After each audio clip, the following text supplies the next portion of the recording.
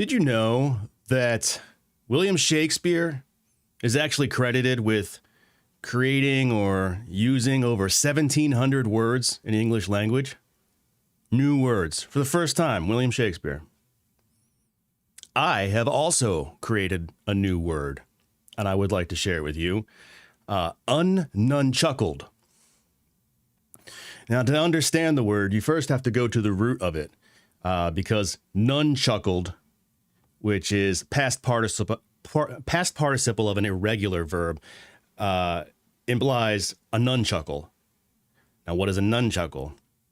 When someone is nunchucked in a comical way.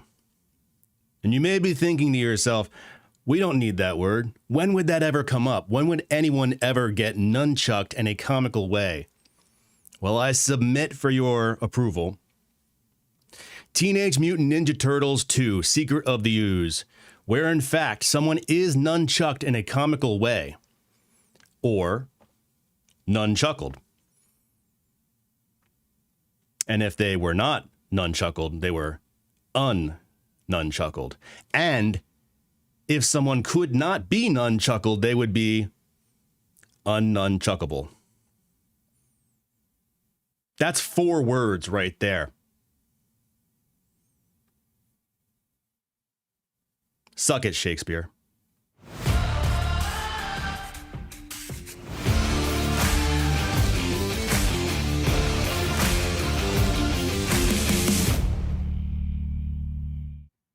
Happy draft day, everybody. We finally got to the NFL draft, and,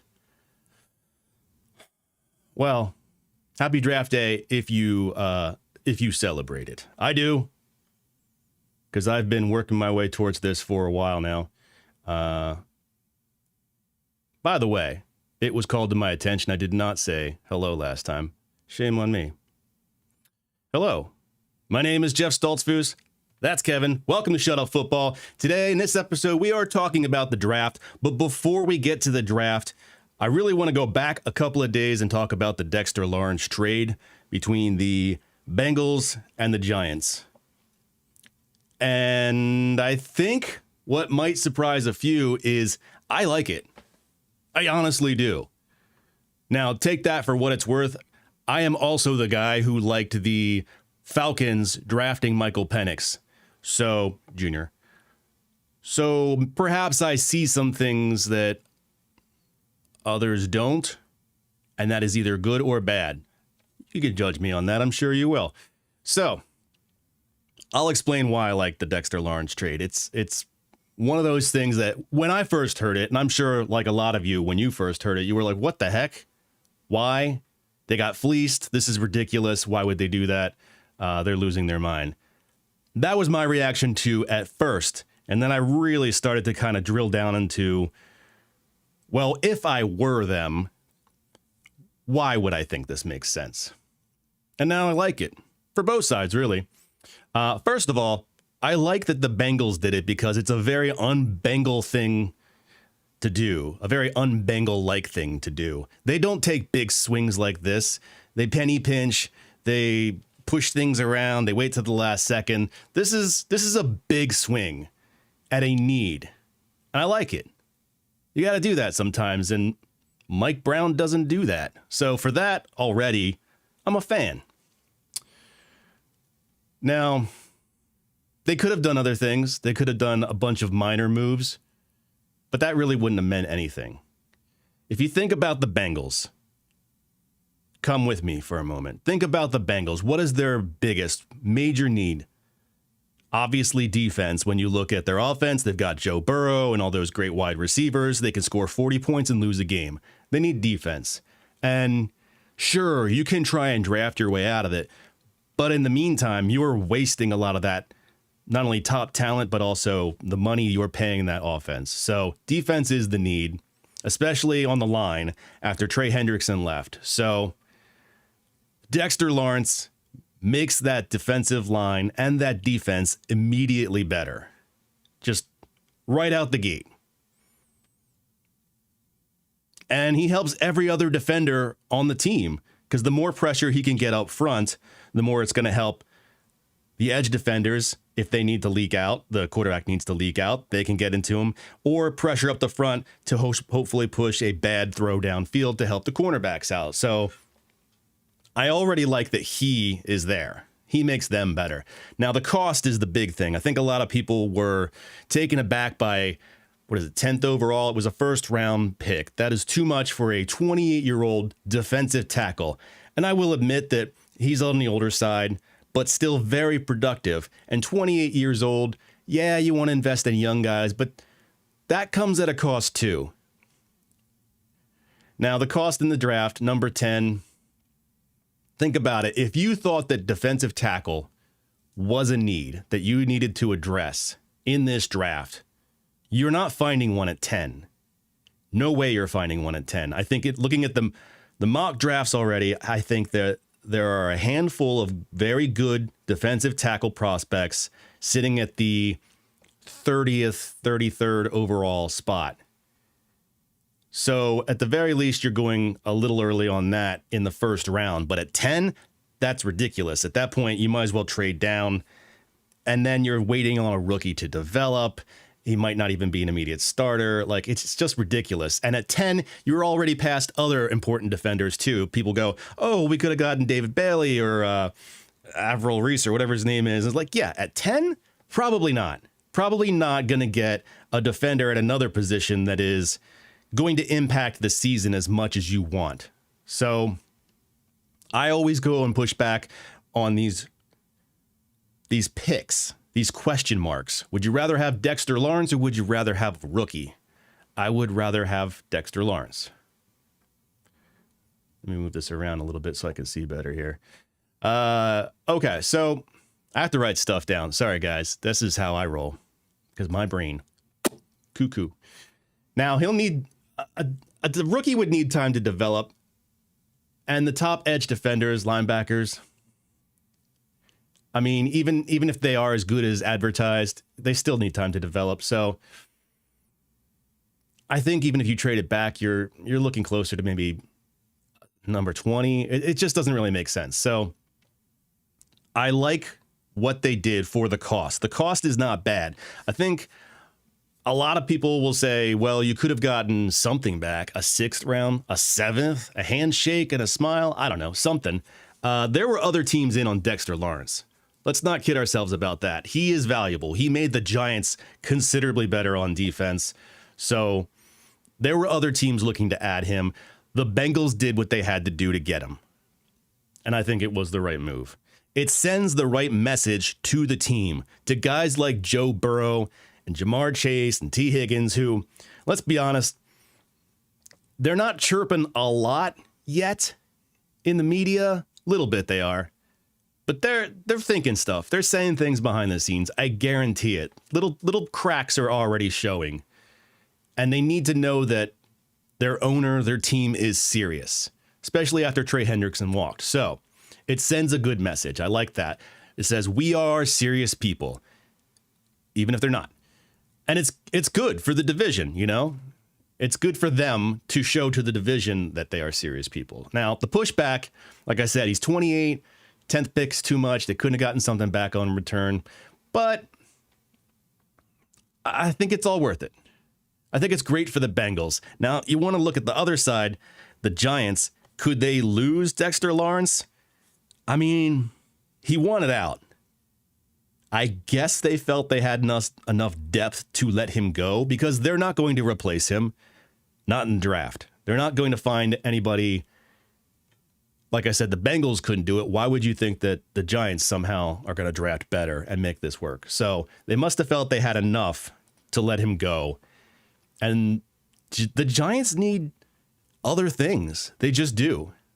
So it's pretty good for the Giants, too. Because they might need another wide receiver. If they got Mekhi Lemon to pair with Jackson Dart, Malik Neighbors, and Isaiah Likely, I mean, that's an offense, man. That's something to contend with. A tackle, Now, all things are on the table for the Giants, especially with the couple of first-round picks they have. But I'm all for it. I think the Giants are going to walk away, I should say, probably, if they play their cards right, very well from this as well. They have made some very questionable decisions before, especially who they let go and who they pick in the draft. But last year was pretty good for them. So if they can keep on track with that this year, because I'm already shocked and surprised that David Schoen has a job still, but everything's on the table for them. If they can capitalize on the picks they got, this is a win for them. This is a win for the Bengals. All parties walk away winners. It's great. Now, the NFL draft is here. Hooray. Happy draft day.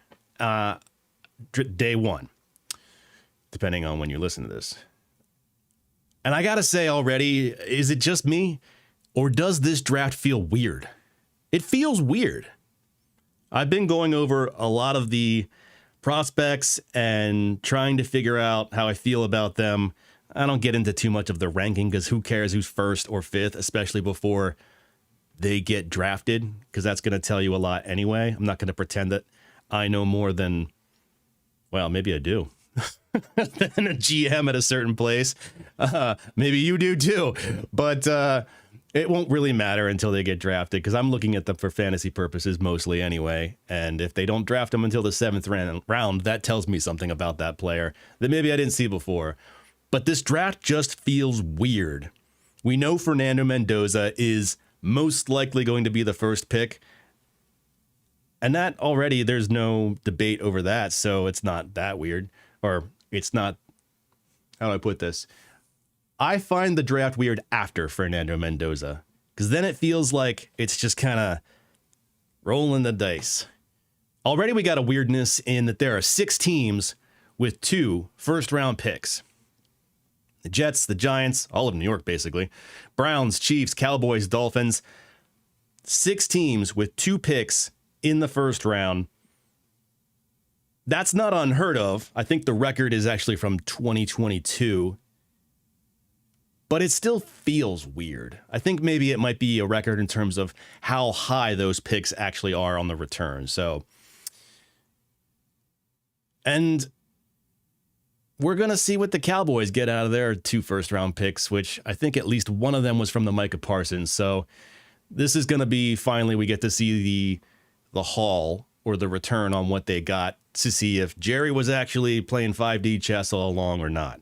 I obviously doubted him. I doubt Jerry all the time for being ridiculous, but they did make some good moves with what they had last year, like halfway through the season, getting Quinnen Williams, and I forget there was another guy too, and I'm just like, Rashawn Gary I think was in this offseason, and I'm just like, okay, these are good pieces. This could turn around for them. Not that I want it to, but now we're finally going to find out if he really was just being stubborn and an a-hole, or if he had a plan. I suspect the first, but that's his prerogative. What I'm most interested in this draft for is to see just where certain people go. Jeremiah Love, again, there's no doubt at the running back position. It's not like other years where there's a close second or a third. It's just Jeremiah Love if you're looking for a running back. In the first round, absolutely. Top 10, a lot of people are saying. After that, there are guys I like, but there's just kind of no intrigue. So Kenyon Sadiq is another one. Who's going to pull the trigger on him? And we are going to take a look at the board in a second, and I'm going to make some guesses. But these are just throwing spaghetti at the wall. Let's be honest. We're going to find out in less hours. I can't tell time. I had a watch once, but didn't work out. I'm curious to see what the Eagles do. I have thoughts on that. We'll get to that in a second. More curiously, where does Ty Simpson go? Because a lot of people are saying in the first round, and I don't see it. But then again, I'm not good with quarterbacks. If I can take a holistic look at how I predict certain things to go, I've noticed one thing for myself. I'm pretty good at finding good tight ends. I'll pat myself on the back for that. Running backs, wide receivers, good-ish, but like growing. Quarterbacks, not so good. For instance, I didn't think Bo Nix was a first-round pick. I really didn't. I thought he was going to get drafted in the second. And I don't know. Maybe he should have. But he did not. So will Ty Simpson get drafted in the first round? I do see one scenario where he could, but I don't think that he's worth it, to be honest. Maybe that's the problem. I don't see there's a discrepancy in my mind of, is he worth it versus will he get picked? Because that's not the same thing. Obviously, the Broncos thought so with Bo Nix. I thought he was worth a second round dart. But okay, let's get to where is my draft? It's fun because I had everything set up and then lost it right before the stream started. Can we do this? Do we have the technology? Let me see here. We do. We do have the technology. Yes. Golf clap from the back. All right, so Raiders, let's just move them out of the way because we already know. Ooh, Jets. I'm not going to mock this whole thing. I'm just going to take a couple guesses along the way so that later on we can ridicule me and say, look, stupid head. Look how dumb you were. That's fun, too. The viewers like that kind of stuff. And by viewers, I mean, I think my dog and my mom are watching. The Jets. Everyone seems to be mocking edge there. I'm not going to disagree. Wide receiver, I think, is a huge need for them, but they're one of the teams that has 2 first-round picks, so I don't think they're going that high there for a wide receiver. I don't think they're getting a quarterback here. I'm going to go Jets, get an edge. Cardinals and Titans and Commanders, I think, are the 3 to watch for Jeremiah Love. They need a running back. You could argue the Cardinals don't need a running back. Not that they have their guy already, but I believe James Conner is coming back from injury. Trey Benson, too. I liked Trey Benson coming up out of college. He has not yet had a chance to pop, but maybe they feel they can take another stab at that, or that they've got a collective depth to keep going. It would be smart if they were to get an offensive lineman here instead, because not only do they need to keep Jacoby Brissett off his back this year, he's not the long-term answer, and I always like getting the offensive line set up before you get the guy. You know, have experience on the line before you put an inexperienced guy behind them. Always seems to work out better that way. Otherwise, a lot of teams will go, oh, we're going to draft a quarterback in the first round. We're going to draft an offensive lineman in the second. Cool. Now they can all develop at the same speed.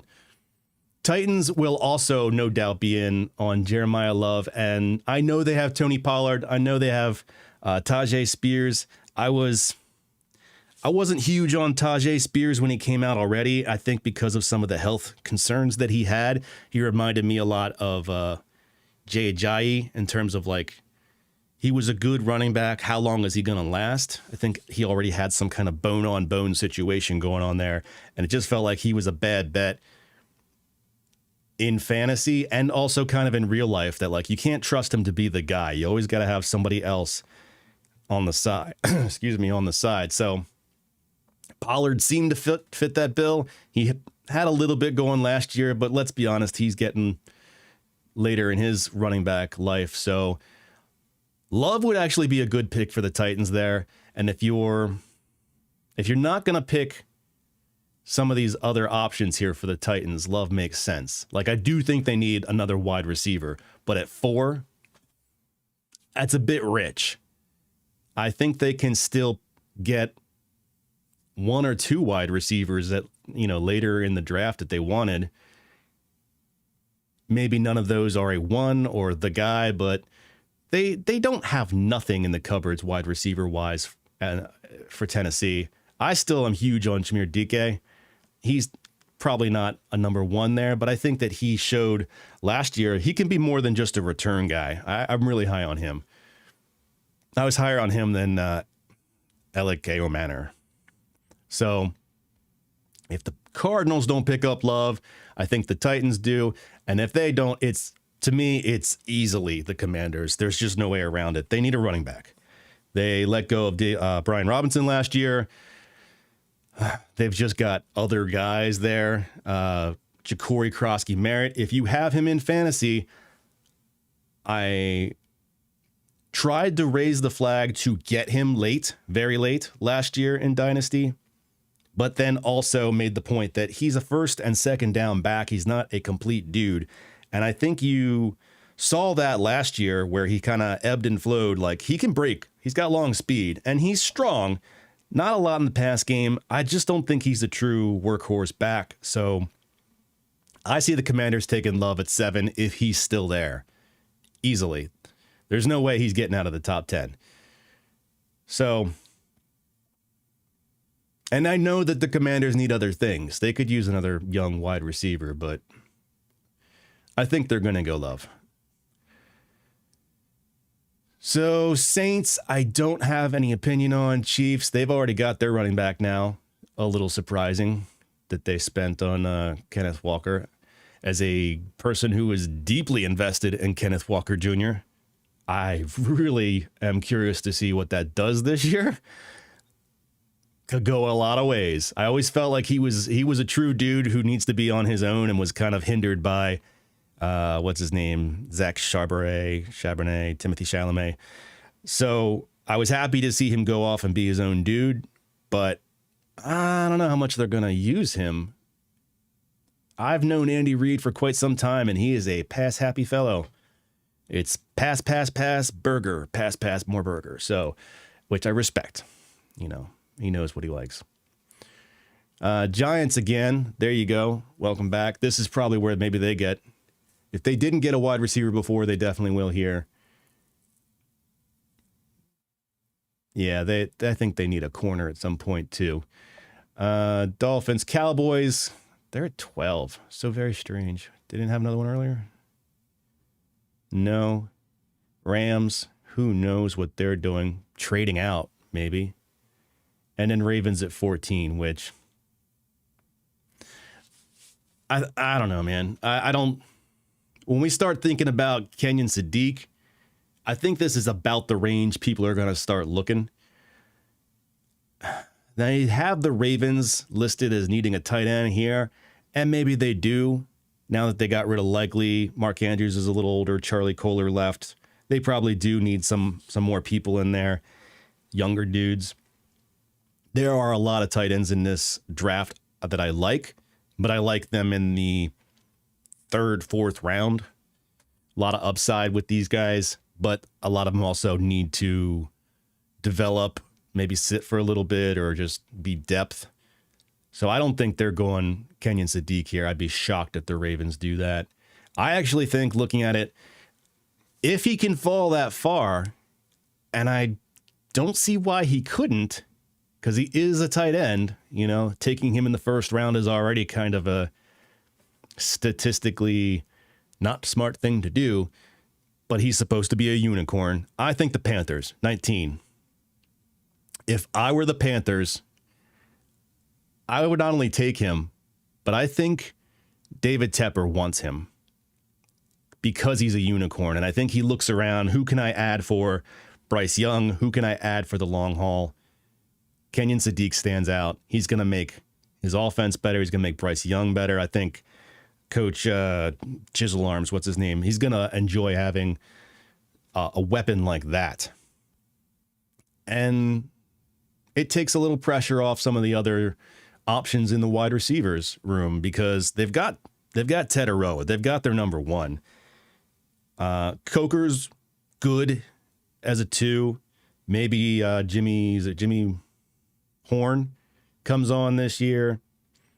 Xavier Legette, we'll see what happens there. But yeah, there's a lot more. For a team that just barely made the playoffs last year, they could use someone like this. I was high on Jatavian Sanders, but it doesn't seem like that has transpired yet into much. And I don't think that they have the patience to wait. If they see a unicorn like this, I think they pull the trigger. So I'm saying Sadiq to the Panthers, lock it and load it. The only way it's not going to happen is if someone trades up, I think. which is possible. I've seen that. And we're going to get to that too. There's some peculiarness that I also want to hit this with. I don't think anyone else has really talked about much, although to be fair, I'm not really watching ESPN anymore. I don't know if you guys are. I've changed my viewing habits, as I suspect a lot of you are, because I'm not into the screaming heads of Stephen A. and whoever on ESPN. So, let's see. Who else is interesting here? Oh, yeah, the Eagles. Got to talk Eagles before I wrap this up. So I've been wrong about the Eagles a lot in the first round recently, and it's because they keep zigging. Damn it, Howie. Sit still. Guy trades up one spot for Jalen Carter. Guy trades up one spot for Jihad Campbell. He's always making moves, trying to make moves. Guy can't sit still. I think if they do sit still here, no guarantee. Obviously, I would love for them to get a tight end at some point in this draft. I know they have like 4 right now, which is ridiculous. But the only one worthy of starting a game, really, is Dallas Goedert, who won't be there next year. I mean, I feel confident saying that. You know, I didn't think he was going to be here this year. And he's injury prone at this point and old. And I mean, not old, but you know what I mean. They need a tight end, but they're not getting it here. Even if Kenyon Sadiq were to fall all the way to 23, it would shock me. That's not the need. That's not what they need to do. I do think they're going to get a wide receiver at some point. As I've said before, I think that it is clear after the Dontavian Wicks trade, they are going to try and trade A.J. Brown post June 1st. But I don't think that is just with the receivers they have in-house right now. I think they want more to feel comfortable. There are some guys, holy crap. Oh, what was that guy's name? There's a guy, maybe he's there in the second round. He's basically, I forget his name already. I just looked at him yesterday. He's basically a gigantic Deebo Samuel, and he will destroy people. I can't wait to see him as a pro. Oh, god dang. What was his name? No, wasn't Chris Bell. It was Skyler. No. Dang it, I'm not going to waste your time, but trust me, he's out there. I would love if they got that, because if they're going to lose a physical receiver like an A.J. Brown, I want another physical receiver in there to pair with Devontae Smith, who is good. Absolutely. He can be our one, but he's a different type of one. He's speed-based and route-based and nuance-based. Like people were concerned about his size and getting hands on him. It's hard to get hands on him at the line because he's got so much speed and skill. At some point over the years, the speed will start to lessen. I want another receiver in there with a different skill set. If we can get a guy that's physical at the wide receiver position in this draft, in the second or third, that would be ideal for me. But if the Eagles are sticking here at 23, I'm going offensive line. I know that the offensive line is back healthy, and that health kind of was the bigger deal last year, especially for Saquon getting hit in the backfield. Obviously, offensive scheme, Kevin Patullo was part of the problem too, but I really think health was the bigger issue. They need offensive line, not just for this year. They need to invest. They say invest in the trenches, and you got to understand that the Eagles have gotten away with a lot for a long time. Jason Kelce was like a 5th round pick. Jordan Mailata was a project taken in I think the 7th, if not the 6th. Like, they've gotten a lot out of later rounds, and that's not really happening as much anymore. You know, even guys like Tyler Steen, they take in the 2nd and they're like, he can start, he can not start. He's okay. But they need to get some big dogs up on the front line again. Landon Dickerson is 1-2-year deal, I think, and then he's probably going to retire. He almost retired this offseason. Lane Johnson's on the way out. Like, they need to get a big bully for the line for the future. I've always said the first round is for protecting the quarterback, getting after the quarterback, or getting the quarterback. So they don't need to get a quarterback, at least not in the first round. I think they're okay edge for now, and I think if they were to pull the trigger on edge, it's later or trade for one later in the season or something like that. So I think offensive line is the way to go. That would set them up for not just the depth for this year, but for the future. They need to do that. They need to actually get back into the old ways of just pumping out top-notch linemen. That's honestly, I thought some of those best years, debatably, for the Cowboys a few years back were when they were investing in their front line. They didn't win anything because they're the Cowboys, but you know, I liked they were consistently picking linemen in the draft in the early rounds, and I know that's not sexy. This is going to be a pretty boring draft for me, at least in round one, if I'm watching and I have to wait all the way to pick 23 to watch the Eagles pick up a lineman. Or, yeah, an offensive lineman. That is going to be a tough pill to swallow, but it's necessary. The only way that could actually be worse is if Howie Roseman trades up 1 or 3 spots and takes an offensive lineman. That's the only way this could get more boring and worse. If he trades up and it's just... I've seen that in the past. They did that. They snuck in front of, was it the Houston Texans many years ago, probably now, 10 years ago, and picked an offensive lineman right in front of them picking an offensive lineman. You know how much that mattered? Not at all, because you just don't know. Even the best of them don't know. Then we've got the Browns. They say QB. That's hilarious. Who's taking that there? Would the Browns get another QB in this draft? I would laugh my ass off. The only other interesting thing before I leave you guys with just enjoying your draft is Ty Simpson, who I already brought up before. Could he go in the first? Like I said, I don't think he's worth it, but if he's gonna sneak back into the first, I think it's right here, 32, Seahawks. Seahawks have already said they're open for business. You want to make a move, we're happy to move out because they need picks. And let's be honest, you're not taking a running back as it says their need is there. Linemen, I mean, what's the difference in dropping from the ass crack of the first round to somewhere in the top or middle of the second? It's not really going to move the needle. Somebody, especially if someone wants a quarterback, they want to get back in that first round at the end so they can get the 5-year option for Ty Simpson. That's the only way I see this working. And that's happened before. I remember the year after the Eagles won the Super Bowl with Nick Foles, the Eagles traded out of that spot to the Ravens, who picked up Lamar Jackson. That worked out pretty well. I don't think Ty Simpson is Lamar Jackson or first round worthy, but I could be wrong. Greater men than me have been wrong. But if he turns out to be Andy Dalton, that's going to be highly scrutinized.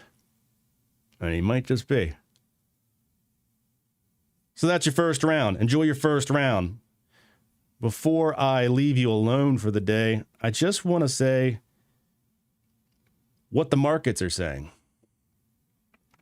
Because that's kind of the best thing. Who cares what any of the pundits say on ESPN, NFL, or any other number of alphabets? The prediction markets, that's what we need to keep an eye on because they are clearly the best thing that's ever happened to us in our lives. I can't count the number of ways in which prediction markets have positively affected my life. I couldn't do it.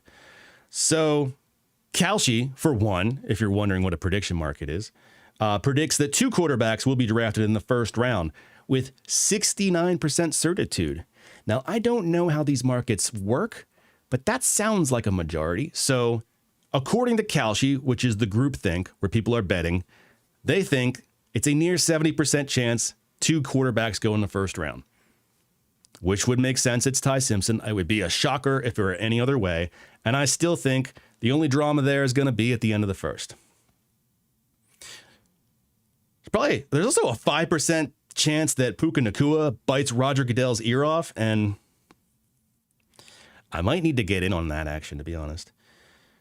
Jeremiah Love, they say, is a top 10. There's a 98% chance that he is a top 10, which I really didn't need Kalshi to tell me anyway. But I think that fits with the narrative that we had a second ago of Yeah, all of them, because even the Commanders are 7. So that feels like a near certainty. They also, for some reason, and I don't know how you can have one market say it's going to be this and another one say it's going to be that, and they don't mesh together. But they're saying that though he is a 98% chance to go in the top 10, he's going to go to the Ravens, who do not have a top 10 pick. So the only way to square that is if they trade up. And they're at 14. They're not out of reach, but I really don't see the Ravens trading up to get Jeremiah Love. If that happens, wow. Should I have a new respect for prediction markets if that does happen? Nah. They also said, sorry, this is a different one. This is not Kalshi anymore. This is Polymarket. And remember, I have no experience with any of these. This is the first time I've ever gone to these just to see for this what they were doing. I don't like these markets. I don't think they're good. They're never going to be a sponsor here or anyone else. They say Ty Simpson is going to the Cardinals. And the only way I see that happening is if that's the second round. If the Cardinals take Ty Simpson in the second round, that actually kind of makes sense to me. Because you know Jacoby Brissett is just a bridge. You know you're going to have to get the guy. If you want to take a swing, second round, why not? Let's see what Ty Simpson can do. And if you're wrong 2 years later, you're picking another guy. But you gotta keep just taking bites of the apple. So that's the prediction markets, who, as we all know, are always right. Because everyone always makes all the money on them. So that's it for me. I don't usually have a huge plan for these episodes, but I did want to talk about things that seem to matter, which right now was Dexter Lawrence and the draft. What's coming up for me? I got about, 50 draft profiles about to drop. There are a lot of channels out there that tell you how prospects are so good at this or that, and I'm going to do that too, but then they do it before the draft. I don't really understand that. Mine are all going to be about that, plus where they are, where they get drafted. That matters to me. That should matter to people that are actually interested in playing fantasy football, dynasty football. So those are going to start dropping tonight. I already have the Fernando Mendoza one locked in the chamber because it's pretty much a guarantee where he's going. And then after that, I'll just start pumping them out. This is going to be individual ones this year, which is not how I've done it in the past. I've been doing it based on division, and I don't know why, other than I just made the choice once and then did it for 3 years. A way to commit to the bit, I guess. But they're not going to be long, 2-3 minutes, I can't imagine. I'm just going to keep pumping them out because it's the kind of stuff that I would look for. What do we think of this player on this team? This is what they were invested through the draft. This is who's around them. Maybe this is how much money is getting paid to the people around them. What do you expect? I feel like that has helped me be a little more accurate with not only the rookie season for these guys, but some of the future too. It's not really a good exercise unless you go back and look and then grade yourself. So I don't know if other people do that. I hope they do. I do that as well. It's the only way I've gotten better at any of it. It's what allows me to go pick up guys like Tucker Kraft, when everyone else is looking at Luke Musgrave or whatever. I'm not always right. The pros aren't always right. I just hope to be better every single time. And then hopefully you guys come along for the ride. I can't wait to start releasing them and then have every single person accuse me of using AI. That seems to be the most common thing in my videos right now. How dare you? You are nothing but AI. It's like, you can see my face and hear my voice, right? You know I'm a human being. Okay. Soapbox. I'll be back next Thursday. So whether or not you are into fantasy football or learning about rookies in the draft, I'll be back here either way every Thursday, 11 a.m. Eastern time, rambling on about something.